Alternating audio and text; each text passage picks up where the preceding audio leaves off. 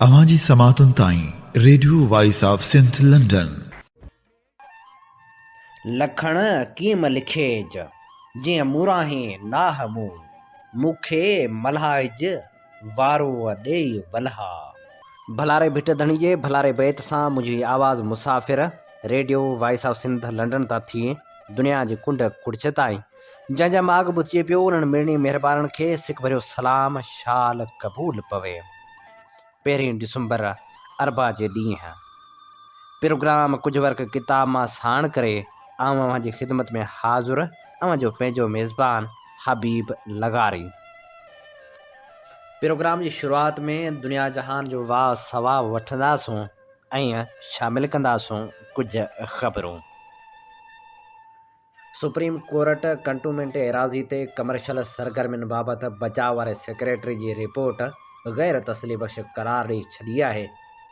Supreme court में cantonment एराज़ी ते commercial सरगर्मियुनि ख़िलाफ़ केस जी ॿुधणी थी, जंहिं सिलसिले में बचाव वारो सेक्रेटरी अदालत में पेश थियो ऐं रिपोर्ट पेश कया आहिनि, जंहिंखे अदालत गैर तसली बख़्श करार ॾेई छॾियो। चीफ जस्टिस पुछाणो कयो त छा सिनेमा, शादी हाल, स्कूल ऐं घर ठाहिण दिफ़ाई मक़सद आहिनि? कराची में समूरियूं गैर क़ानूनी इमारतूं डहिराए रहिया आहियूं। ईअं नथो थी सघे त फ़ौज जे गैर क़ानूनी अॾावतनि खे छॾे ॾियूं। फ़ौज जे गैर क़ानूनी अॾावतनि खे छॾे ॾिनो त ॿियनि खे कीअं किराईंदासीं? कारसाज़ में वॾियूं वॾियूं भितूं बीहारे सर्विस रोड बि अंदरि कयो वियो।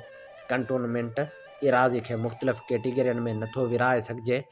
जस्टिस गुलज़ार अहमद रिमार्क्स ॾिना त परल मार्के ऐं ग्रैंड कन्वेंशन हॉल अञा ताईं बरक़रार आहिनि। काला पुल सां भित ऐं ग्रैंड कन्वेंशन अॼु किरायो। कारसाज़ राशिद मिनास रोड ते इश्तिहारनि लाइ वॾियूं वॾियूं भितूं ठाहियूं वियूं आहिनि, उहा हुकूमत जी ज़मीन आहे। Cinema, petrol pump, housing society, shopping mall ऐं मैरिज हॉल दिफ़ाई मक़सद त नाहे। अटार्नी जनरल ॿुधाए त बचाव वारी वज़ारत कीअं उन इस्तेमाल खे दिफ़ा ताईं महदूद रखंदी। चीफ जस्टिस चयो त सॼे पाकिस्तान में कंटोनमेंट बोर्ड जी एराज़ी ते उहो सिलसिलो जारी आहे। CSD खे बि हाणे ओपन कमर्शियल डिपार्टमेंट स्टोर ठाहियो वियो आहे। गज़री रोड ते रातो राति इमारत बीहारे वई।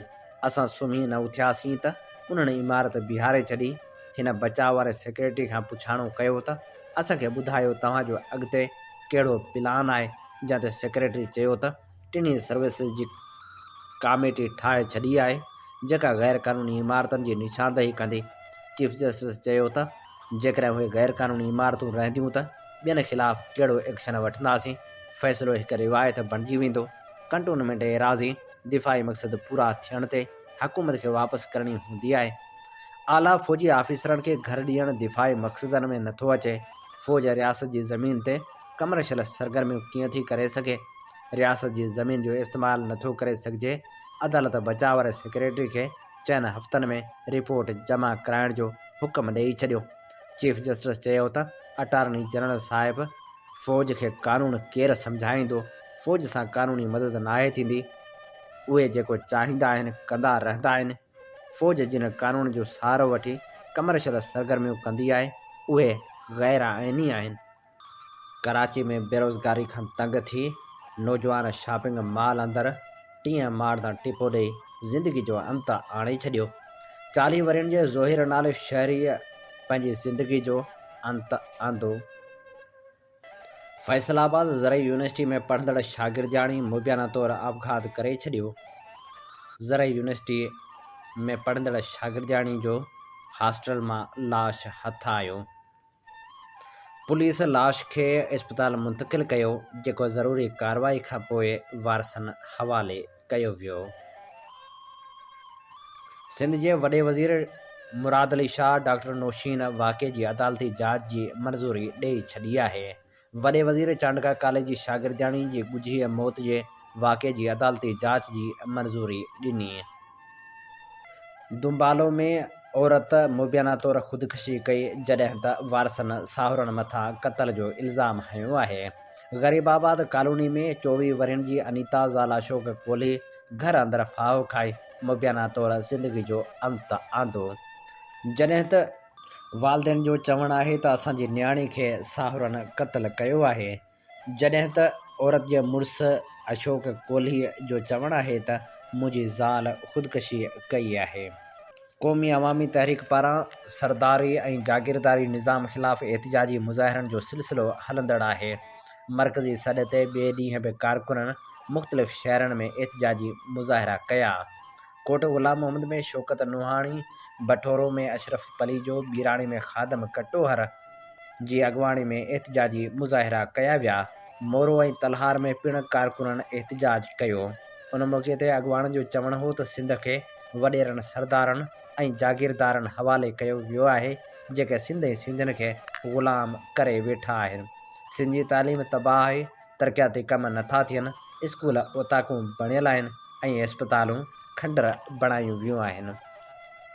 SUP जे सरबराह सैयद जलाल महमूद शाह पंहिंजे जारी कयल बयान में चयो आहे त सिंध हुकूमत जी बदतरीन करप्शन ऐं वफ़ाक़ी हुकूमत जी मोतसबाणे रवैये सबबि सिंध जो आवाम गुरबत ऐं बेरोज़गारी जी चकी में पीड़िजी रहियो आहे। पंहिंजे जारी कयल बयान में सैयद जलाल महमूद शाह वधीक चयो आहे त सिंध जी ज़राइत तबाह थी रही आहे ऐं CNG सेक्टर बंदि करण सबबि हज़ारे माण्हू बेरोज़गार थी रहिया आहिनि। भाण जूं क़ीमतूं सिंध अंदरि पंजाब जी भेट में महांगियूं आहिनि। DAP भाण जो अघु 8,000 मुक़ररु थियल आहे, पर सिंध अंदरि उन जी क़ीमत 10,000 खां वधीक आहे। यूरिया भाण जी क़ीमत 1,735 रुपया आहे, पर सिंध अंदरि उन जी क़ीमत 2,500 खां वधीक मुक़ररु कई वई आहे। साॻियो भाण पंजाब अंदरि कंट्रोलेड रेट तहत विकिरो थी रहियो आहे, पर सिंध अंदरि करप्शन ऐं ज़ख़ीरा अंदोज़ी सबबि न पियो मिले, जंहिंजी सरपरस्ती सिंध हुकूमत करे रही आहे। ज़रई भाण, बिज ऐं ज़रई दवाऊं ब्लैक ते विकिरो कयूं पियूं वञनि, जंहिंजो नुक़सानु सिंध जे हारिनी आबादकारनि खे थी रहियो आहे। पाणी जी शदीद खोड़ सबबि हिन वक़्तु कणक जो फ़सुलु तमामु थोरे मिक़दार में पोखियो वियो आहे, जंहिं करे ईंदड़ साल कणक जी पैदावार जो सख़्तु बहिरान नज़र अची रहियो आहे। अॼु नाम्यारे लेखक ऐं साफ़ी परवाने भट्टी जी वरसी मल्हाई पई वञे। नाम्यारो अदीब, शाइर ऐं साफ़ी परवानो भट्टी, जंहिंजो असुलु नालो मेवो ख़ान हो, हुन गुल मोहम्मद ख़ान भट्टी जे घर में 16 फरवरी 1934 ते प्यारो ॻोठ तालके दादू में जनमु वरितो। परवानो भट्टी 1949 खां 1953 ताईं प्राइमरी उस्ताद रहियो ऐं 1959 में 6 महीना रेवेन्यू कोटड़ी बैराज में तपेदार रहियो। परवानो भट्टी सिंध जो कहना मुश्क शाइर हुयो। संस शुमार सिंध जे अहम शाइरनि में थिए थो। हू शाइर हुअण सां गॾु हिकु सुठो नसर नवीस पिणु रहियो। संस मज़मून, तासर, कालम, रिपोर्टूं, प्रोफाइल, सारूणियूं वग़ैरह मुख़्तलिफ़ अख़बारनि ऐं रिसालनि में छपजंदियूं रहियूं। परवाने भट्टीअ मुख़्तलिफ़ अख़बारनि ऐं रिसालनि में मज़मून पिणु लिखिया हुआ। 1 दिसंबर 2016 ते हमेशह लाइ विछड़ी वियो ऐं हाणे सोशल मीडिया तां हिकिड़ी लिखणी अव्हां जी समातनि जी नज़र कयूं था। हीअ लिखणी असां फेसबुक तां चूंड कई आहे। हीअ लिखणी फेसबुक ते शेयर कई आहे। सारंग ॼाम, तूं कंहिं कंहिं खे ख़ामोश कंदे, ऐलान हज़ारे मां न रुॻो। शागिर्द यूनियन जी बहाली, फीसनि में वाधारो ऐं शागिर्दनि जे हक़नि जी जदोजहद जी पादाश में सिंध यूनिवर्सिटीअ अंदरि शागिर्द यूनियन जी बहाली लाइ मुनज़म ऐं मुतहद जदोजहद कंदड़ शागिर्दनि ऐं शागिर्दियाणियुनि खे इम्तिहाननि दौरान कालप नोटिस ॾेई हिरासत करण जी जेतिरी बि मज़मत कजे, उहा घटि हूंदी।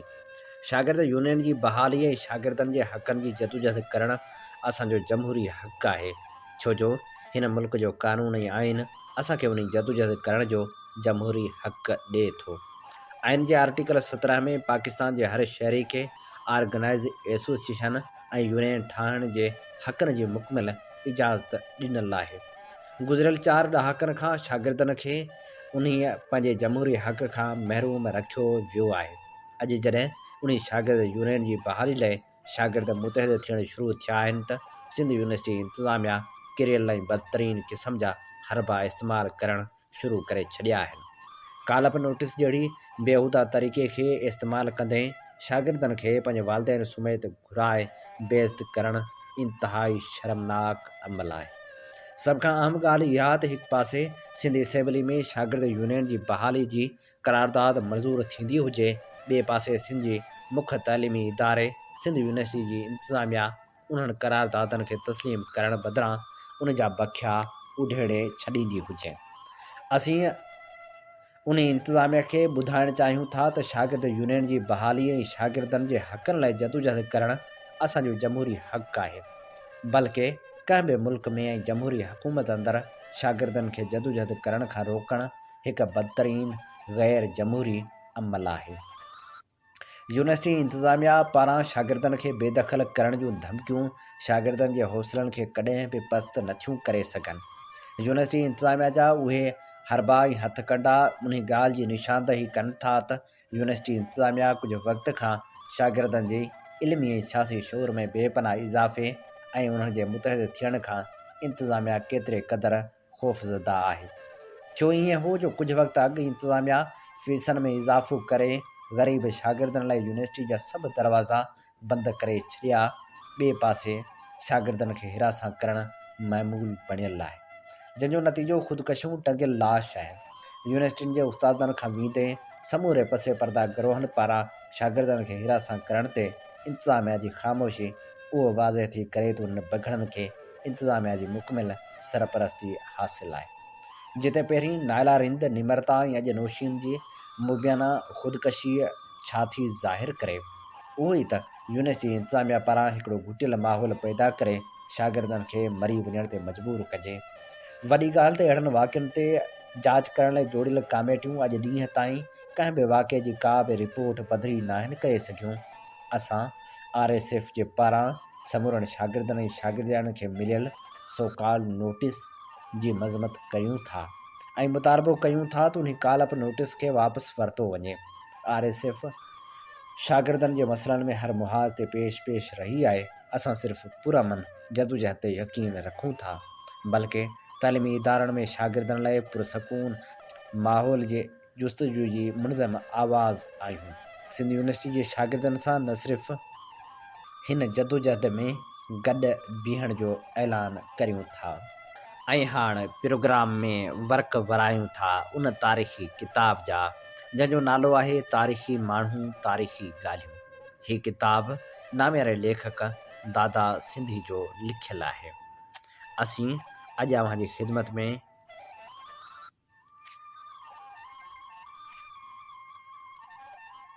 हेमू कालाणी जी शख़्सियत ते लिखियल ख़ाको अव्हांजी ख़िदमत में पेश करियूं था। 1942 जो ज़मानो हो। सारे हिंदुस्तान ते अंग्रेज़नि जो कब्ज़ो हो। बकर बुसाड़ जो दौर हो। बरतानवी साम्राज पारां मढ़ियल जागीरदारी निज़ाम सभिनी ग़रीबनि जो रत चूसे छॾियो हो। मिसकिन पोहरितनि जी ज़िंदगी ख़राब थी चुकी हुई। इक़्तिसादी फुरलुट चोट चढ़ियल हुई। मोहबे वतन ऐं आज़ादी जे पतंगनि खे खॼी बरतानिया वञण लॻी ऐं हितां जो अवाम ॾींहों ॾींहुं वियो बुखनि में ॻरंदो ऐं झुरंदो। उहा हालत ॾिसी सिंध में हुर तहरीक शुरू थी ऐं विच हिंदुस्तान में महात्मा गांधी हिंदुस्तान ख़ाली करियो जो नारो हंयो। उन वक़्तु माण्हुनि जे दिलनि में अंग्रेज़नि ख़िलाफ़ नफ़रत जा आड़ाह पए भरिया। उन करे हिंदुस्तान जी आज़ादी लाइ हर को हिन नारे खे लबैक चवंदो अॻिते वधियो। हिन नारे जो पड़ाॾो सखर जे हिकु नौजवान जे कन ते बि पियो हो। हूअ गभरू हो, अलहड़ हो, नओं रत हुअसि। हुन चाहियो थे त हीअ ज़ालिम साम्राज जंहिं असांजी धरती ते रत जी रांदि खेॾी आहे तुरत ख़तमु थिए। हुन जो नालो राही हीमन हो, पर प्यार मां खेसि हीमू चवंदा हुआ। हूअ 11 मार्च 1924 में पुराणी सखर में ॼाओ संस पीउ पेसोमल ठेकेदारी कंदो हो। हूअ उन वक़्तु मैट्रिक जो शागिर्द हो। मंझंदि सियासी ॼाण ऐं क़ौमी शऊर हो। आज़ादी जी तड़प ऐं वलवलो हो।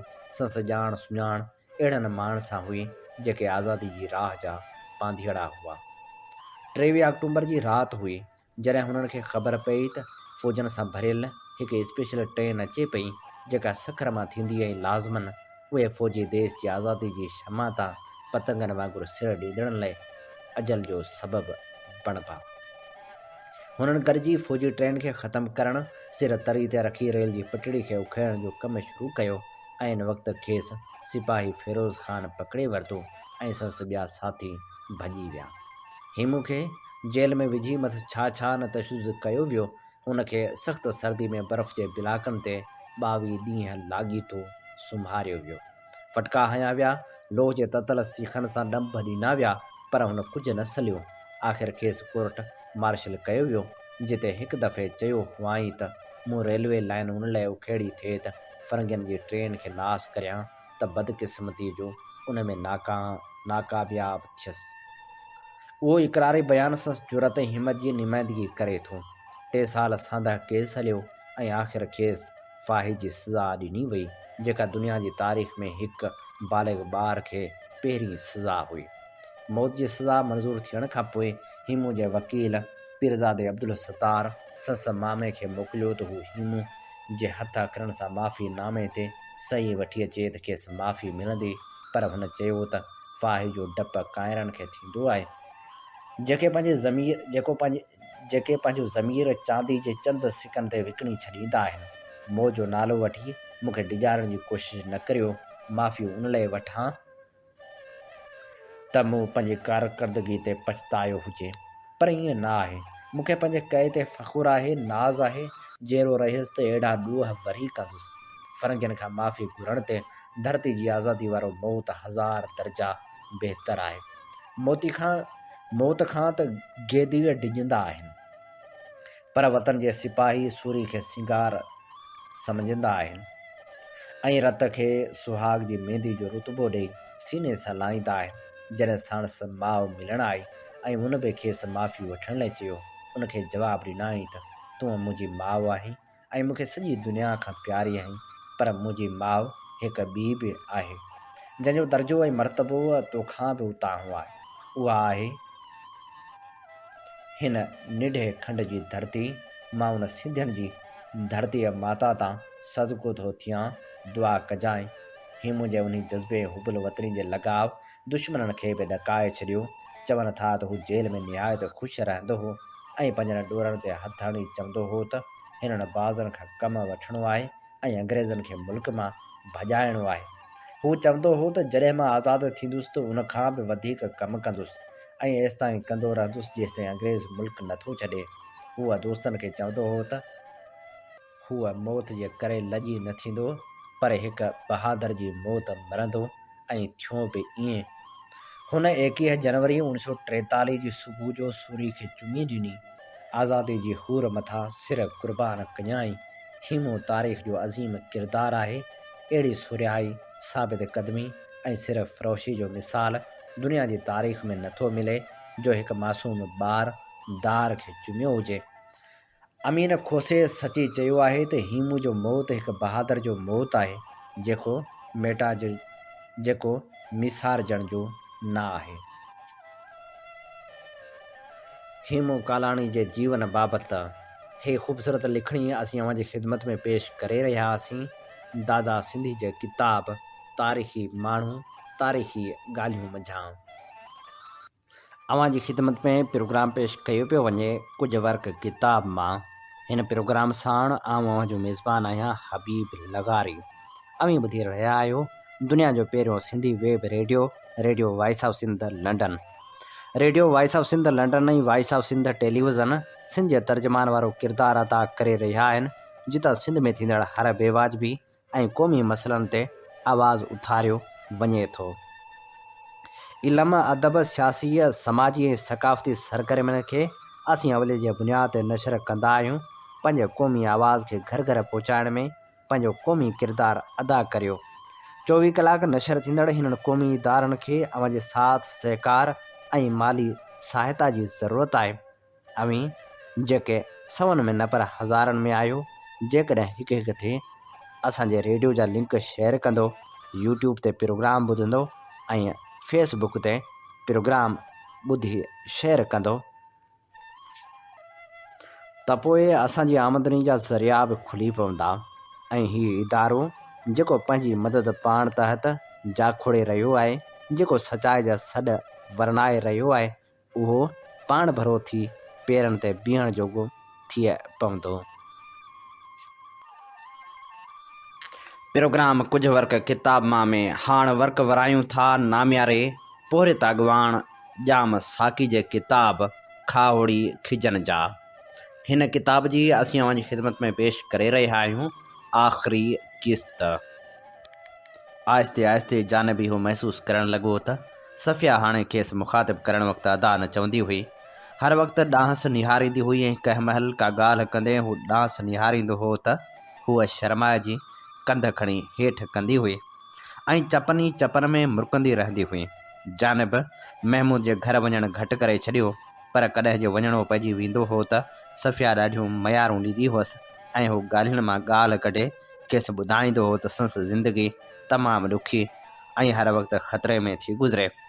सुख जो को साह मुश्किल ई नसीब थींदो आहे, उनखां सवाइ को पुराणो सुराणो या मेरो कपिड़ो लटो बि पाए संदन घर वेंदो हो, पर सफ़िया ते उनजो को असरु कोन पवंदो।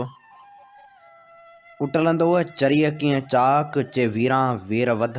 हिकु ॾींहुं हू महमूद जे घर वियो त संदन घर में सफ़िया खां सवाइ केर बि न हो। सफ़िया थोरी देरि हेॾां होॾां जी ॻाल्हि ॿोल करण खां पोइ चयो, तव्हांखे कलाम ॿुधायां? तव्हांजी मर्ज़ी, जानब चयो। ॿियो हू छा थिए चई सघियो ऐं हू भिट धणी जी काफ़ी ॻाइण लॻी।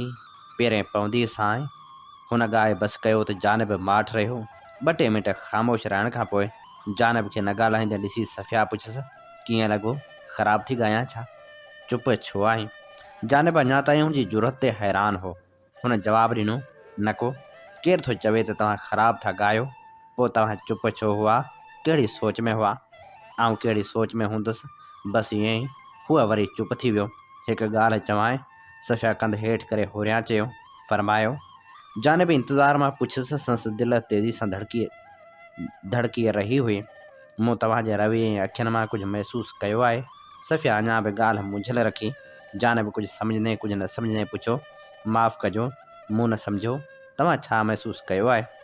सफ़िया हबकंदे जवाबु ॾिनो, मूं महसूसु कयो आहे, मुंहिंजो मतिलबु आहे त तव्हां मूंसां यानी मूंखे चाहियो था, छो न?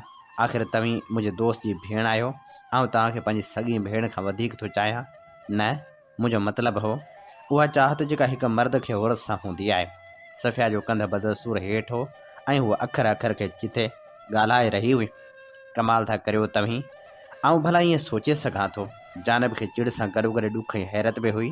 हूअ सोचे बि नथे सघियो त हूअ एॾो जल्दी एॾी वॾी ॻाल्हि कंदी, पर सफ़िया जा सकून सां ॻाल्हि करे रही हुई त ख़फ़गी सां चयो, छो न? तव्हां मर्द न आहियो छा? आउं का एतिरी बदसूरत आहियां छा? आख़िर उहा ॻाल्हि फितरत जे ख़िलाफ़ त न आहे। हाणे हू हुजत ते लही आई हुई, पर आउं त तव्हांखे अधी चवंदो आहियां। पोइ छा आहे? चाचे मामे जी धीअ खे उमिरि सॼी अधीअ चइबो आहे, पोइ उन सां शादी बि थी वेंदी आहे। सफ़िया चयो। हाणे हुनजे लहजे में हबक खां वधीक ज़िद हो। पर हिकु ॻाल्हि त हीअ आहे, आउं वधी चवां थो त महसूस बि ईअं थो करियां। ॿी ॻाल्हि हीअ आहे त महमूद मुंहिंजो दोस्त आहे। आउं हुनजे भरवसे खे कॾहिं बि भञणु न चाहींदुसि। उनखां सवाइ मूंखे शादी करण जो फ़िलहाल त कोई इरादो बि कोन्हे ऐं शायदि थी बि न सघे। जानब विराणियो, आउं शादी जी ॻाल्हि त कान थी करियां। प्यार जो मतिलबु को शादी त ज़रूरी न आहे। चाहत रूह जी राहत ऐं दिलि जो सकून हूंदी आहे। सफ़िया ॾुखिये लहजे में चयो, पर आउं पंहिंजे अहसास खे छा करियां जेको कते ॿिए क़िस्म जो आहे। जानब सकून सां विराणियो, तव्हां कूड़ था ॻाल्हायो। तव्हीं बुज़दिल आहियो। तव्हीं पंहिंजो पाण सां बि धोखो पिया करियो। हूअ कावड़ मां ॻाढ़ी थी वई। आउं दुरुस्त थो चवां, मूंखे कूड़ ॻाल्हाइण जी आदत न आहे। जानब ॾुख मां चयो, आउं उहो कान थी चवां त को तव्हांखे कूड़ जी आदत आहे, पर हिन वक़्तु बुज़दिली जे करे कूड़ पिया ॻाल्हायो, न त तव्हीं बिल्कुलु प्यार करियो था। मूं पंहिंजी ॻाल्हि त कई, पर तव्हीं पंहिंजी ॻाल्हि करियो। छा तव्हीं? बिल्कुलु तव्हांखे चाहियां थी, उहा ॻाल्हि गैर फितरी न आहे। आउं तव्हां वांगुरु बुज़दिल न आहियां। हुन कंध हेठि कंदे चयो, जेतोणीकि अञा ताईं हुनजे लहजे मां कावड़ ऐं ॾुख ज़ाहिर हुआ। आउं तव्हांखे कीअं थो यकीन ॾियारे सघां? भला अहिड़ो बि को अहमिक हूंदो जंहिंखे इहा ॻाल्हि पसंदि न हूंदी त को साणुस प्यार करे, पर उनजे बावजूदि आउं तव्हां सां साफ़ ॻाल्हि पियो करियां। जानब चयो, उनजी माना आउं तव्हांखे पसंदि आहियां? सफ़िया उमेद भरे लहजे में चयसि, बिल्कुलु, पर ॿी हैसियत में। जानब अञा ताईं अॾोल हो। आउं चवां थी, अञा बि मञो त तव्हीं मूंखे चाहियो था। जे इहो न त बि एतिरो मञो त पसंदि करियो था ऐं शादी कान थी घुरां, न का जिन्स जी बुखी आहियां, मूंखे सिर्फ़ु दिलि जो सहारो खपे। ऐं वरी बि चवां थी मञो न त पछताईंदो। तव्हां छा कंदो? वधि में वधि मूं ते कोई अजायो इल्ज़ाम हणी मूंखे बदनाम करण जी कोशिशि कंदो, पर यादि रखो तव्हांजो सॻो भाउ बि तव्हां ते एतबार न कंदो। जानब खे चिड़ वेठी वई। ॾिसां तव्हीं मूंखे छा था करे सघो? थोरो रखी हुन वरी चयो। सफ़िया थोरो उदास थी वई ऐं चयाईं, आउं तव्हां ते कोई इल्ज़ाम न रखंदुसि, तव्हांखे का तकलीफ़ बि न ॾींदुसि। तव्हां औरतुनि जी फितरत खां वाक़ुफ़ु न आहियो। तव्हीं यादि कंदो, तड़पंदो, पर ओॾी महिल कुझु बि करे न सघंदो। ऐं बदिलो ज़रूरु वठंदुसि। तव्हां मूंखे हक़ीर सम्झी ठुकरायो आहे। तव्हां पंहिंजो पाण खे अलाए छा था सम्झो, पर वक़्तु ईंदो जॾहिं तव्हां रुअंदो ऐं तस्लीम कंदो त तव्हांजी दिलि जी कंहिं कुंड में मूं लाइ कुर्ब मौजूदु हो। हुन ॾुखोयल लहजे में चयो ऐं जानब उथी रवानो थी वियो। हूअ हुनखे वेहण लाइ बि न चई सघी। अलबत्ता दरवाज़े में निकिरंदे वरी जानब ॿुधो, यादि रखो, तड़पंदो, यादि कंदो। हूअ हलियो त वियो, पर दिलि में ॾाढो डिॼी वियो त सफ़िया नौजवान आहे, माउ माटीली अथसि, जज़्बाती आहे, मथां ख़ुदकशी करे। सो सोचाई त भाण सां ॻाल्हाए, जेकॾहिं हुनखे को एतिराज़ु न हुजे त सफ़िया सां पसंदीदगी जो इज़हार खणी करे। पर पोइ हू डिॼी वियो त महमूद अलाए छा सम्झे। पर सफ़िया ख़ुदकशी कान कई। काश हू उनखां ख़ुदकशी करे हा। जानब जी छाती में जहिड़ो कर हथ जहिड़ी कुहाड़ी लही वई। उहा यादि एॾी कड़ी हुई। जानब सॼी दुनिया में कंहिं सां अहिड़ी नफ़रत न कंदो हो जहिड़ी पीरबख़्श सां। ॻाल्हि बि हुई पीरबख़्श पंहिंजो पाण खे इनकलाबी सॾाईंदो हो, पर तहरीकनि जे ख़ात्मे जी कोशिशि करणु, नौजवाननि खे नशो पतो सेखारणु ऐं छोकिरियुनि खे वर्ग लाइ संसि असमतूं लूटे पोइ थुॾे छॾणु संसि धंधो हो। कुझु ॾींहं खां पोइ जॾहिं जानब गिरफ़्तार थी वियो ऐं जेल में हो त ख़बर पियसि त सफ़िया घरां निकिरी वञी पीरबख़्श वटि वेठी आहे। उनखां 3-4 ॾींहं पोइ सफ़िया जो ख़त पहुतुसि, जंहिंमें फ़क़्ति 2 अखर लिखियल हुआ। उहे 2 अखर हींअर बि संसि कननि में बुरी उथिया। अलाए कंहिंजा जानब, पर मुलाए साहिब बदिलो कीअं रहियो। ऐं पोइ हू हमेशह पछताईंदो रहियो त महमूद छा बि सम्झे हा। काश आउं पसंदि जो ई खणी इज़हार करियां हा। हींअर अलाए हू किथे हूंदी। हाणे हू घर जी बि किथे रही हूंदी। काश, हुन ॾुख मां सोचियो। ज़िंदगी जो काफ़िलो उन्हनि ॾुखनि, ॾोरापनि, मुहबतनि ऐं मयारनि समेत अॻिते वधंदो रहियो। शहबाज़ जिन जी क़ाइमु कयल अदबी अंजमन में बि मीटिंग खां पोइ कॾहिं कॾहिं ॾाढा दिलचस्प बहस छिड़ी पवंदा हुआ। जानब जे मारिजण जी ख़बर खां पोइ वारी हिकु मीटिंग खां पोइ कंहिं छोकिरी चयो, अॼु ही ॻाल्हि कीअं आहे? जेकॾहिं हू वाक़ई ॿेले में विढ़ंदे मारिजी वियो आहे त हू वाक़ई बेज़ार थी धाड़ियल त न थी वियो? नसीम चांहि जो कोप हेठि रखी चवणु लॻी, तूं बि कमाल थी करीं अदी। हू धाड़ियल थी सघे थो? हा, उहो थी सघे थो त हुन सिंध में गोरिला जंग जी शुरूआति कई हुजे। कीअं शहनाज़? सभु छोकिरियूं शहनाज़ ॾांहुं ॾिसणु लॻियूं त हूअ छा थी चवे। शहनाज़ बिल्कुलु सही ॻाल्हि त नथे ॿुधाए सघी। जो जानब संसि घर में मौजूदु हो, सो हुन पहिरीं कोप में पियल चांहि जो आख़िरी ढुक भरियो, पोइ ऐनक लाहे उनखे साफ़ु कयाईं। पोइ चवणु लॻी, अदियूं आउं सम्झां थी त 2 ॻाल्हियूं थी सघनि थियूं। हिकु उहा त हुनखे गिरफ़्तार करे शहीद करे छॾियो अथनि, या हू अञा गुम आहे।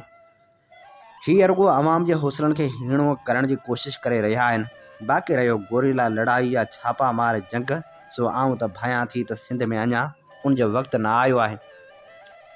जेतोणीकि हीअ बहितरीन मौक़ो हो बंगाल में रुधल ज़ालमनि खे हिन मुहाज़ ते तिखो कजे हा त बंगालियुनि जी बि मदद थिए हा या असांजी बि जिंद आसानी सां छुटे हा। पर ख़ैर, सो उहा ॻाल्हि आहे। नसीम वरी पुछो, पर अदी गोरिला जंग जो वक़्तु छो न आयो आहे? शहनाज़ वराणियो, भेण, गोरिला जंग ऐं दहशत पसंदी में थोरो ई फ़र्क़ु हूंदो आहे।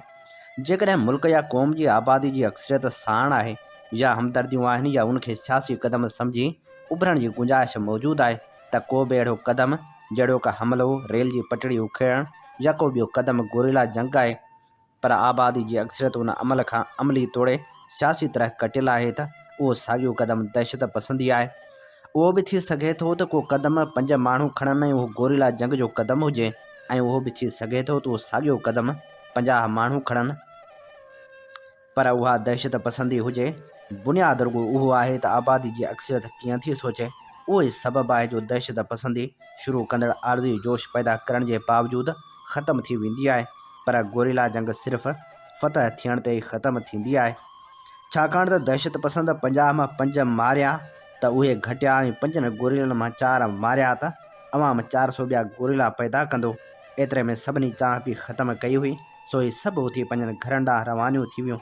उन विच में बंगाल में तारीख़ तमामु तेज़ी सां अॻिते वधी रही हुई। कॾहिं हीअ थिए ख़बर आई त सलहट मां शरपसंदनि ते लख मण अनाज खणी विया त माण्हुनि सोचियो थिए त आख़िर 2 लख मण अनाज पैदल माण्हुनि खयो हूंदो त बि 2 लख माण्हू हूंदा, ऐं जे ट्रकनि में खयो हूंदाऊं त बि 2000 ट्रकूं हुजियूं। पोइ जितां 2 लख माण्हू या 2000 ट्रक आराम सां लंघी थिए सघिया, उते ज़ाहिर हो त कब्ज़ो ई उन्हनि जो हो। कॾहिं कंहिं ज़ोरे मोकिलियल पुलिस जे सिपाही जो ख़त थिए आयो त पघारूं त बंदि आहिनि, पर फुरमार जी आम इजाज़त आहे, उन करे ईमानदार माण्हू लंगर जी दाल ते ई पची रहिया आहिनि। कॾहिं कंहिं शरपसंद जे नंढड़े टोले सां झड़प जी ख़बर थिए आई त कुझु मारिया काफ़ी भॼी विया, बाक़ी 50 शरपसंद गिरफ़्तार थिया। हुन मां ई मकरी फ़ौज जे नंढड़े हुजण जी ख़बर पइजी थिए वई। हाणे हिते बि माण्हुनि जे ज़हन में उहो सुवाल पैदा थी रहियो हो त ख़ुदा न ख़ासा ही जनरलनि जो टोलो अञा बि कुर्सी सां चिंबड़ियो रहियो त बाक़ी मुल्क ख़ासि करे नंढियुनि क़ौमियतनि जो छा थींदो। जानिब वारनि हिन मौक़े ते साइक्लो स्टाइल थियल ज़ेर ज़मीन अख़बार चिणग कढी सा ॾाढी मक़बूल थी। जानिब जिन खे पैसे जी खोट त हुई कान, पंहिंजी संगत मां 10-20 रुपया थी वेंदा हुआ। अञा बि ज़रूरत हुई त जानिब शाहदा जे भाउ खे पंहिंजे कंहिं झूने ज़ाती या नज़रियाती संगती ॾांहुं चिठी लिखी ॾींदो हो त पैसा मिली वेंदा हुआ। हिन ॾस में पीर करमुल हक़ संस ॾाढी मदद कई। अख़बार में हूअ बंगाल जे बारे में BBC ऑल इंडिया रेडियो तां वरितल ख़बरूं ऐं सिंध जे मुख़्तलिफ़ मसइलनि ते तबसरा शाया कंदा हुआ। हुकूमत खे अख़बार जी ख़बर ज़रूरु पए, पर ॻोल्हा जे बावजूदु खेनि को बि परचो मिली कोन सघियो। हालांकि उहा अख़बार मुहिब वतननि खे घणो करे घर वेठे हर हफ़्ते क़ीमतनि मिली वेंदी हुई। ॾींहं मथां ॾींहं लंघंदा विया, वक़्तु बीही न रहियो हो। वक़्तु मुल्कनि ऐं माण्हुनि दौर ऐं दिलनि ते निशान छॾींदो गुज़री रहियो हो। तांजो 12 नवंबर अची पहुती। 12 नवंबर जे ॾींहुं हुन दौर जे आमिर यहया ख़ान जी तक़रीर हुई। जानिब शहनाज़ ऐं शमा शाहिदा जे घर तक़रीर जे वक़्तु गॾु थिया। शाहिदा जो भाउ बि मौजूदु हो, पर नूरी घर जे कमकार सबबि अची न सघी हुई। तक़रीर में भारत जी जारियत जे ज़िक्र सां गॾोगॾु हंगामी हालतनि जो ऐलान हो। हीअ काफ़ी बहस मुबाहिसे खां पोइ हिन नतीजे ते पहुता त फ़ौजी निज़ाम हाणे बांग्लादेश में शिकस्त खाई चुको आहे, पर उनखे शराफ़त सां छॾे अवाम खां शिकस्त मञी पाकिस्तान जे अवाम जा हौसला बुलंद करण जी बजाए हिंदुस्तान सां जंग करे उहो तासर ॾींदा त पंजोणी ताक़त जे मकार दुश्मन बंगाल ते कब्ज़ो करे वरितो। उन्हनि ॾींहंनि में नेशनल अवामी पार्टी जे कारकुननि जी फ़ौजी डिक्टेटरशिप जे ख़िलाफ़ चुरपुर जे करे हुकूमत पार्टी ते बंदिश विझी छॾी। थोरनि ई ॾींहंनि में यानी 3 दिसंबर धारे ऐलान जंग थी वियो। जंग जा ॾींहं ॾाढा अजीब हुआ। Pakistan radio, BBC all India radio जो मुख़्तलिफ़ ख़बरूं, मुरकंदड़ चेहरा, मुरझायल चेहरा, बमबारी तोबनि जा ठकाव, रूह खे रिझाईंदड़ ख़बरूं ऐं मन में मुझाईंदड़ ख़बरूं। जहिड़ी बाट ऊंदाही मुल्क जी सियासी सूरतहाल में हुई, ओड़ी ऊंदाह ब्लैक आउट जे करे रातिनि में बि थी वई हुई। हिकु घड़ी इंतज़ार जे करे वाज़ह फ़ैसिले जो इंतज़ारु, जेको फेबरवरी में ई थी चुको हो। मुल्क खे कटण जो फ़ैसिलो, अक्सरियत खे ज़ोरे धिकेदार करण जो फ़ैसिलो।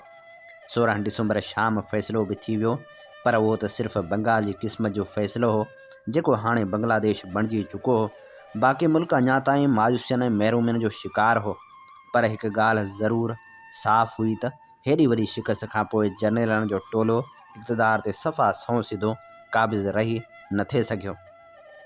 चोथे ॾींहुं 20 तारीख़ 2 बजे जे ख़बरनि में आयो त ज़ुल्फ़िकार अली भुट्टे सदारत ऐं चीफ मार्शल एडमिनिस्ट्रेटर जी चार्ज संभाली आहे। माज़ी कुझु बि हो, पर हू बाक़ी बचियल पाकिस्तान में अक्सरियती पार्टी जो लीडर हो। भुट्टे साहिब राह जो तक़रीर कई। पंहिंजे इनकलाबी हुजण जो ऐलान करण सां गॾोगॾु नेशनल अवामी पार्टी तां पाबंदी हटाइण जो ऐलान बि कयाई। पर ॿिए ॾींहुं हुन जेके बचार फरमान जारी कया, उन्हनि मां हिकु उहो बि हो त जानिब अली जी गिरफ़्तारी ते 10,000 मां वधाए 25,000 रुपया इनाम रखियाई। उन ॾींहुं शाम जो जानिब खे संगतियुनि जो नियापो मिलियो त उहो कराची छॾे हिकदमि ॿाहिराड़ी लाइ हलियो अचे, छाकाणि त शहर में न रुॻो अंदेशा वधी विया हुआ, पर ॿाहिराड़ी में बि कम जी तमामु घणी ज़रूरत हुई। हुन वॾी साइण खे नौकिरी छॾण जो ॿुधायो त पहिरीं त हू ॾाढो परेशान थी, पर पोइ चयाईंसि चङो भले वञ। थोरी देरि खां पोइ हू जॾहिं कपिड़नि जी हड़ खणी ॿाहिरि निकिरी रहियो हो त शहनाज़ ऐं नूरी ॿई खांइसि मोकिलाइण दरवाज़े ताईं आयूं। नूरी जे अखियुनि में ॻोढ़ा हुआ। हुन चयो, हाणे त ग़रीबनि जो भलो चाहींदड़ अवामी हुकूमत आई आहे, पोइ अञा तव्हां ते वारंट छो आहे? अवामी? शहनाज़ जूं अखियूं आलियूं हुजण जे बावजूदु हुनजे चपनि ते तंज़िया मुर्क अची वई ऐं जानेबली भरियल गले सां खाइण मोकिलायो। हुन वटि चवण लाइ घणो कुझु हुजण जे बावजूदु बि कुझु कोन हो। नयूं उमेदूं ऐं नयूं उमंगूं साण करे वरी हिकु दफ़ो ॿराड़ी ॾांहुं रवानो थी वियो, जिते हारी हुआ, जिते घणो कुझु हो। हीअ असीं अव्हां जी ख़िदमत में पेश करे रहिया हुआसीं खाहुड़ी अॻवान पोहरेतन जे रहनुमा कामरेड जाम साकी जे लिखियल नावलेट खाहुड़ी खिजन जी आख़िरी किस्त। अवी ॿुधी रहिया आहियो प्रोग्राम कुझु वर्क किताब मां साण करे अव्हां जी ख़िदमत में हाज़िर अव्हां जो पंहिंजो मेज़बान हबीब लगारी। अवी इहो भले भी त ॼाणो था त असीं radio voice of Sindh London तां अव्हां जी ख़िदमत में मालूमाती प्रोग्राम पेश कंदा आहियूं ऐं उहे प्रोग्राम पेश कंदा आहियूं जेके ॿिया इदारा नशर नाहिनि कंदा। असांजी हर भेरे इहा ई कोशिशि रही आहे त असीं सचाई जा सॾ वरणायूं ऐं अव्हां ताईं हक़ीक़तनि ते ॿधल ख़बरूं ऐं उहे रिपोर्टूं पेश करियूं जेके अव्हां खे मालूमात पहुचाइनि। उन सां गॾोगॾु असीं तारीख़ जे वर्कनि मां उहे किताब अव्हां जी ख़िदमत में खणी ईंदा आहियूं जिन में तारीख़ जा सुनहरी बाब शामिल हूंदा आहिनि, जिन में सुखनि जी सौदागरी जे सफ़र जी ॻाल्हि हूंदी आहे, जिन में ॾुखर खे दूर करण जूं तहबीरूं हूंदियूं आहिनि। Radio voice of Sindh London खे असीं पंहिंजे हड़ा वड़ा हलाए रहिया आहियूं। हथें ख़ाली हुजण जे बावजूदु दिलि जे अथाह जज़्बे सां असीं अव्हां जी ख़िदमत में हाज़िर थींदा आहियूं। असीं चाहियूं था असांजो हीउ इदारो बि पाण भरो थिए।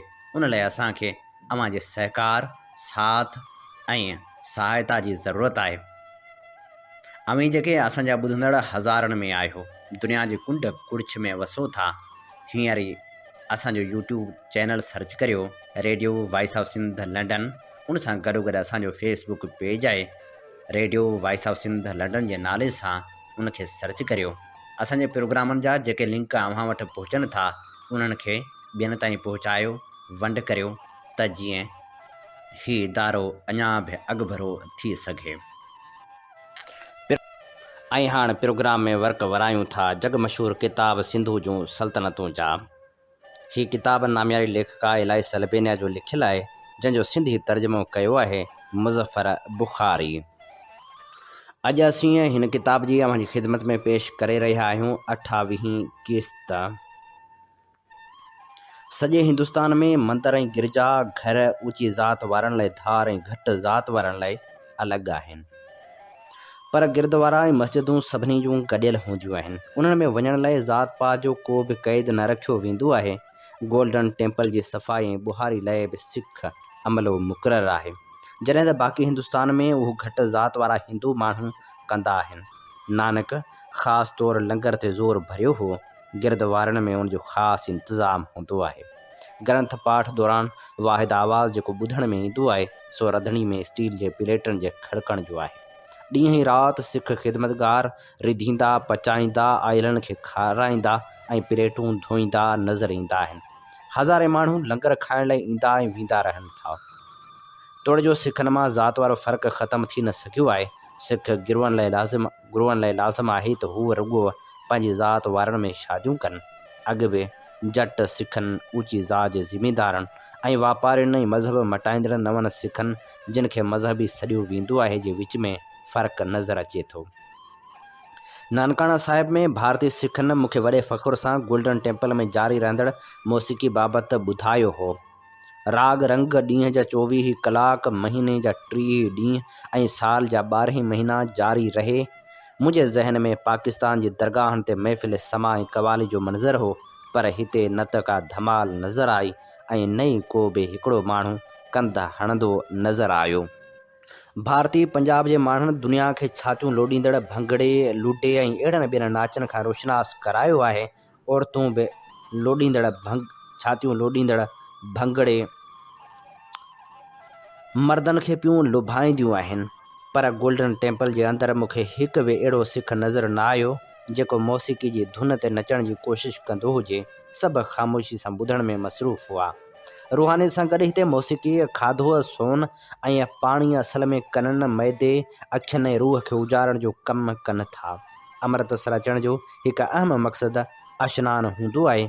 मर्द त तलाउ जे किनारनि ते कपिड़ा लाहे रुॻो कछो पाए विहिंजंदा आहिनि। अलबत्ता औरतुनि लाइ परदे जो इंतज़ाम आहे। सोनहरी इमारत जो अक्स तलाउ जे पाणी खे बि पाणियाठो सोन बणाए छॾींदो आहे ऐं उन में विहिंजण जो बि अलॻि मज़ो आहे।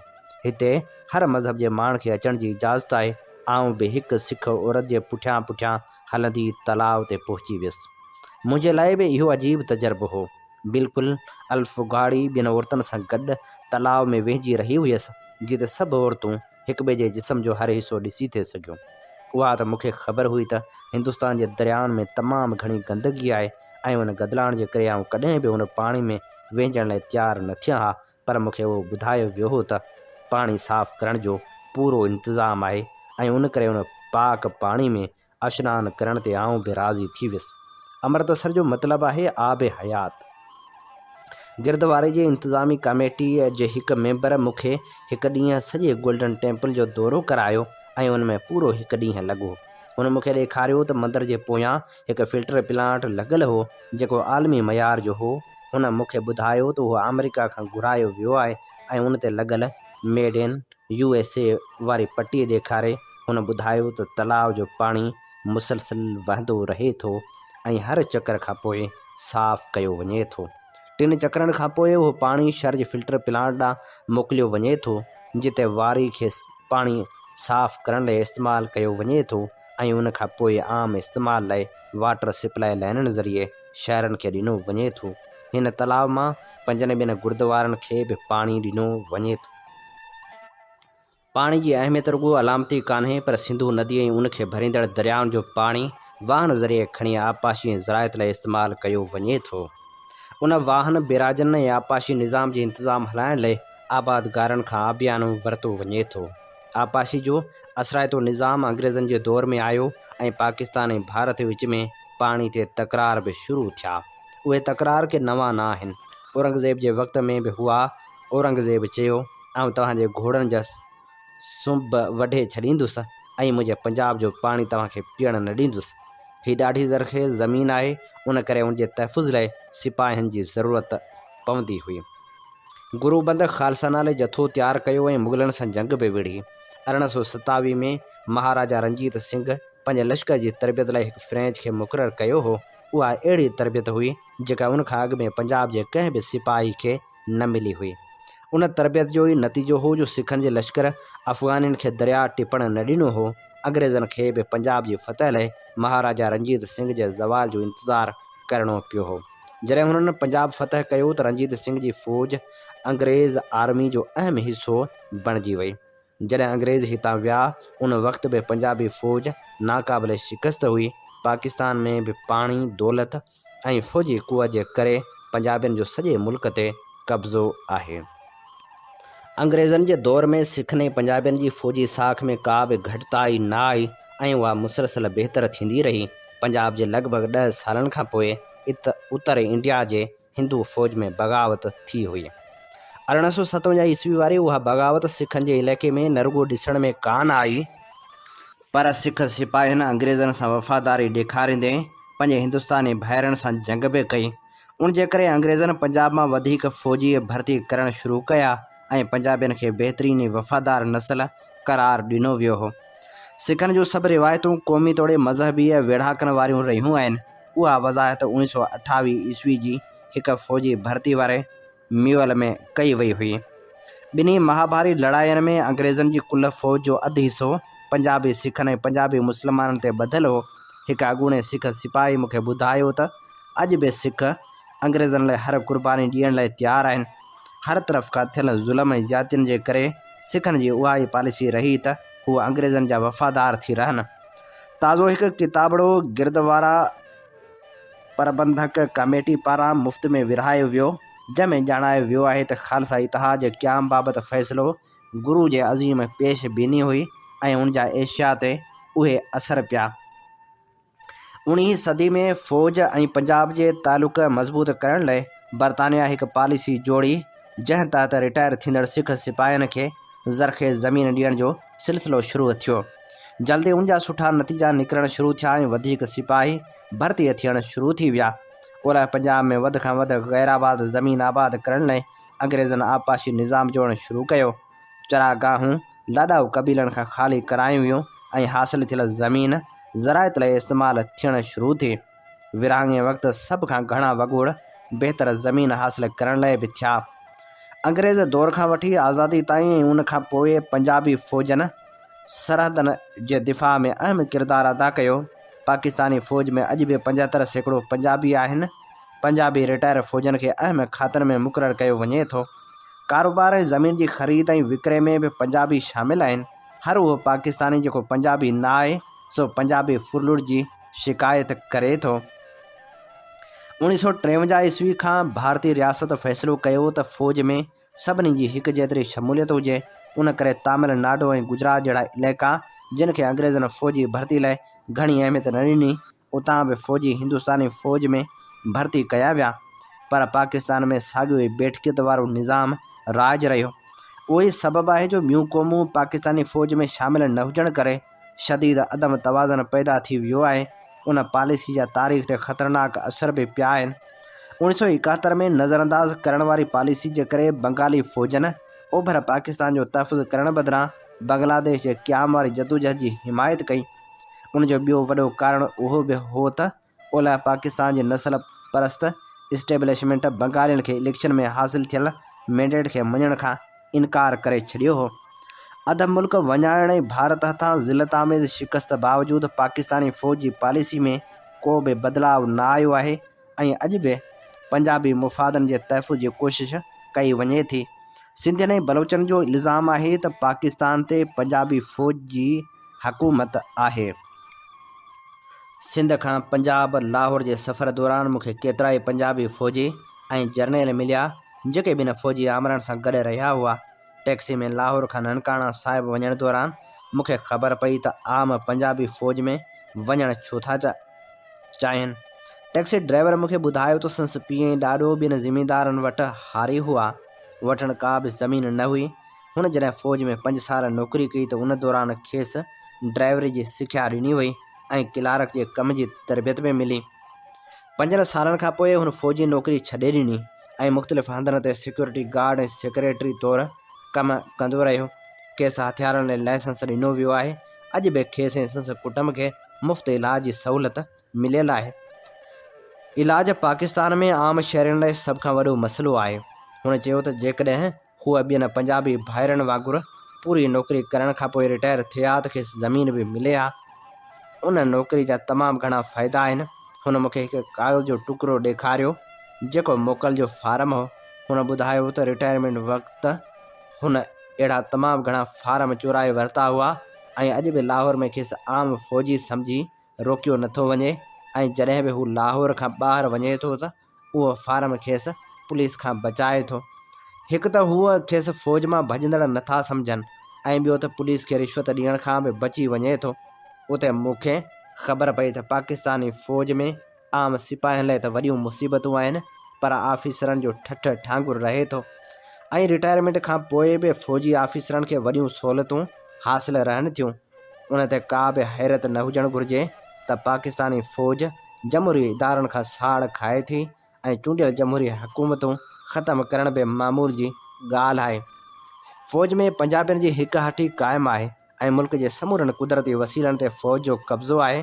आज़ादी हासिल करण जे 13 सालनि खां पोइ पाकिस्तान ऐं भारत विच में हिकु पाणी जो मुआहिदो बि थियो हो जंहिंखे सिंध तास मुआहिदो बि सॾियो वञे थो। उन मुआहिदे तहत ओभर वारियूं 2 नदियूं रावी, सतलज ऐं ब्यास मुकमिल तौरु भारत जे हवाले कयूं वियूं। जंहिं उन्हनि नदियुनि ते डैम ॿधी समूरो पाणी ज़राइत लाइ इस्तेमालु करणु शुरू करे छॾियो आहे। पाकिस्तानी पंजाब लाइ सिंधू नदी, जहलम ऐं चनाब छॾियूं वियूं आहिनि। पंजाब उन्हनि 3 नदियुनि जे पाणी खे पंहिंजे मुफ़ादनि ऐं ॿियनि सूबनि ते दबाव विझण लाइ बि इस्तेमालु करे थो। उन मुआहिदे खां पोइ बि भारत सां पाणी जो तकरार न निबिरियो आहे। भारत 1999 में ऐलान कयो त पाकिस्तान खे मिलियल चनाब नदी ते डैम ॾियो वेंदो। कंहिं बि पाकिस्तानी खे अप्रैल 1948 जो उहो वाक़ियो न विसरियो हूंदो जॾहिं ख़रीफ़ जी मुंद लाइ ईंदड़ समूरो पाणी भारत वाहन खे घारा हणी ज़ाया करे छॾियो हो। भारत डैम अॾण वारे मामले ते 2007 में आलमी बैंक टियाकड़ी करणु शुरू कई। भारत जो इस्तदलाल आहे त चनाब जो पाणी न खंयो वेंदो पर उहो रुगो बिजली लाइ इस्तेमालु कयो वेंदो। पर पाकिस्तान ॼाणे थो त डैम ठाहिण खां पोइ भारत हथियारनि जे ज़ोर ते उन पाणी ते कब्ज़ो करे वठंदो। हिकु सिंधी हारी जो चवणु आहे त पंजाबी संदन ख़िलाफ़ पाणी खे हथियार तौरु इस्तेमालु करे रहिया आहिनि। आब कल्याणी जी मुंद में सिंध खे तमामु थोरो पाणी ॾिनो वञे थो ऐं मक़ामी हारी आबादगार पाणी जे फुड़े फुड़े लाइ परेशान रहनि था। पाकिस्तानी 80% ज़मीन आपाशी निज़ाम तहत मिलंदड़ पाणी ते आबाद थिए थी। यकीनी तौरु अहिड़ी हालत में पाणी सभ खां बहितरीनु हथियार आहे। सिंधियुनि जो इल्ज़ाम आहे त विरहाङे खां पोइ डैम ठाहे पंजाबियुनि संदन पाणी ते कब्ज़ो करे वरितो आहे। फ़ौज जी पुठभराई जे करे समूरो पाणी पहिरीं पंजाब इस्तेमालु करे थो ऐं बाक़ी जेको बचे थो सो सिंध ॾांहुं छॾियो वञे थो। जेको बि माण्हू सिंध जी डेल्टा ॾांहुं वेंदो त खेसि सिंधियुनि जे लॻायल उन इल्ज़ाम में सदाकत नज़र ईंदी, छाकाणि त छोड़ वारनि इलाइक़नि में त दरिया में पाणी जो फुड़ो बि न हूंदो आहे। वफ़ाक़ लाइ डैम सभ खां वधीक अहम आहिनि, छाकाणि त उन्हनि जी अॾावत लाइ ठीका ॾियण लाइ तमामु घणी रिश्वत वरिती वञे थी, जेका सिधी तरह पंजाबी नौकरशाही जे खीसे में हली वञे थी। उन करे वाबडा में मुलाज़मत लाइ बि ॻरी रिश्वत वरिती वञे थी। उहो गैर क़ानूनी कमाई लाइ तमामु अहम ऐं सणभो खातो आहे। घणो करे उन में पंजाबी भर्ती कया वञनि था। उहो दलील ॾिनो वञे थो त डैम ठाहे पाणी ऐं नाणे जो ज़ियान बचाए सघिजे थो। वाबडा जे कमकार लाइ घणो करे परॾेही कंपनियुनि खे वॾा ठीका ॾिना वञनि था ऐं जंहिंजे करे मक़ामी तौरु लाॻत 40% वधी वञे थी। मज़े जी ॻाल्हि इहा आहे त दिफ़ा खां पोइ वाबडा ॿियो खातो आहे जिते सभ खां वधीक नाणो ख़र्च कयो वञे थो ऐं उन मां उपत सभ खां घटि थिए थी। सिंधियुनि जो चवणु आहे त आपाशी वारो मक़ामी निज़ाम सभ खां वधीक बहितर ऐं सस्तो आहे, उन करे डैम न ॾिया वञनि। सिंधू नदी पाणी सां तमामु घणी लट यानी मिटी आणे थी, जंहिंसां डैम तकिड़ो ई थरजी था वञनि ऐं वरी उन्हनि जी सफ़ाई ते अलॻि नाणो ख़र्च करणो पवे थो। 1970 वारे ॾहाके में जोड़ियल सभ खां वॾो डैम तरबेला ॾींहों ॾींहुं थरजंदो पियो वञे ऐं चयो वञे थो त 2030 खां पोइ उहो इस्तेमालु लाइक़ु न रहंदो। उन में आलमी बैंक बि शामिलु आहे, जंहिं शुरूआति में डैमनि जी अॾावत खे पाकिस्तानी मईशत लाइ सभ खां अहम क़रार ॾिनो हो, पर हाणे उन जी बि राय आहे त डैमनि जी अॾावत मां फ़ाइदा घटि ऐं नुक़सान वधीक आहिनि। ॿिए तरफ़ पाकिस्तानी हुकूमत आहे जेका डैमनि जी अॾावत खे तमामु ज़रूरी सम्झे थी ऐं संदन चवणु आहे त समूरनि मुआशी मसइलनि जो हल डैमनि जी अॾावत में आहे। जनरल परवेज़ मुशर्रफ जंहिं 9 साल अॻु में जमहूरी हुकूमत खे हटाए सिधी तरह इक़्तिदार संभाले वरितो हो, तव्हां पाणी ते नज़र रखंदड़ एशिया जे इदारे खे ख़त लिखियो त डैमनि जी अॾावत सां पाकिस्तान जा समूरा मसइला हल थी सघनि था। फ़ौजी हुकूमत कालाबाग डैम अॾण लाइ पूरो ज़ोर लॻाए रही हुई। सिंधी न रुगो कालाबाग डैम जी अॾावत जी मुखालिफ़ कनि था, पर संदन चवणु आहे त कालाबाग डैम जी अॾावत सां लाहवारी वहकिरे में ईंदड़ बाक़ी तमामु थोरो पाणी बि ख़र्च थी वेंदो। नतीजे में सिंध सुकी वेंदी। कुझु अणधुरनि माहिरनि जो चवणु आहे त फ़ौज ऐं हुकूमत पाणी ते ज़बरदस्ती कब्ज़ो कयो त पाकिस्तान में घरू वेड़ शुरू थी वेंदी। 1539 में जॾहिं गुरु नानक मरण ते हो तॾहिं हुन जेके आख़िरी लफ़्ज़ चया हुआ तिन जी अहमियत अञा बि वधी वई आहे। हुन चयो, गुल टिड़ंदा रहनि, रेशमी गाह मैदाननि में हवा ते लुॾंदो रहे, गाहनि मां तिॾियनि ऐं मकड़ियुनि जा आवाज़ ईंदा रहनि। नानक खे सॼी ॼमार पंजाब जी सरसब्ज़ ज़मीन ते फ़ख़्रु रहियो। संसद शाइरी में उन जे नदियुनि ऐं वणनि पखियुनि ऐं जानवरनि जो अक्सर ज़िक्र मिले थो त पुॼारियुनि खे ख़ुदा जी अज़मत जी कहिड़ी ख़बर, जीअं नदियुनि ऐं दरियानि खे समुंड जी गहराई जी नाहे ख़बर। जीअं कोयल खे मींहं सां प्यार आहे ऐं पंहिंजी उञूं उझाइण लाइ मींहं जे चंद फुड़ियुनि लाइ बाकारे थी, जीअं मच्छी जी जोलानी पाणी में हूंदी आहे तीअं नानक खे बि हरी जे नाव जी तौंस आहे। हूअ जॾहिं प्यारे थो त दिलि खे ॾाढो सुरूर मिले थो। जग मशहूर किताब सिंधु जूं सल्तनतूं जी असीं अवां जी ख़िदमत में पेश करे रहियासीं 28वीं किस्त। इन ते प्रोग्राम कुछ वर्क किताब मां जो वक़्तु पंहिंजी पुॼाणी ते पहुचे थो। पंहिंजे मेज़बान हबीब लगारी खे इन साॻी दुआ सां ॾींदा इजाज़त। वसे भिट तुंहिंजी भलारा सदा सदा देस परदेस सारा वसन। कॾहिं सिंध सिंध जी न मेरी थिए कॾहिं मोड़ कंहिंजा न मुरझाए चन। सिंध मुंहिंजी अमा सूंह तुंहिंजी मथा छा लिखी छा लिखां छा लिखी छा लिखां। सिंध मुंहिंजी अमा दुनिया जा सिंधियो हिक मुठ थी सिंध बचायो। सिंध मुंहिंजी अमा सूंह तुंहिंजी मथा छा लिखी छा लिखां। सिंध जो क़ौमी आवाज़ radio voice of Sindh London.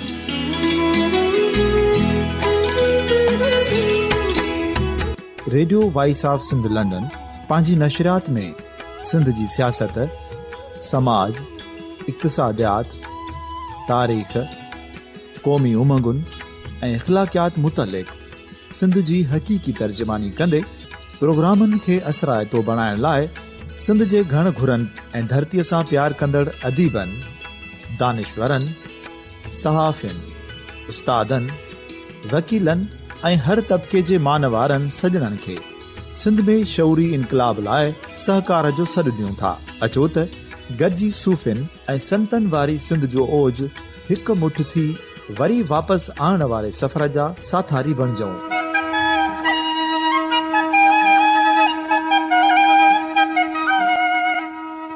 हिकु नए सुबुह जी शुरूआत जो पड़ाॾो घर घर ॻोठ ॻोठ ऐं शहर शहर ताईं पहुचायो। शाल सिंध आबाद ऐं ख़ुशहाल थिए।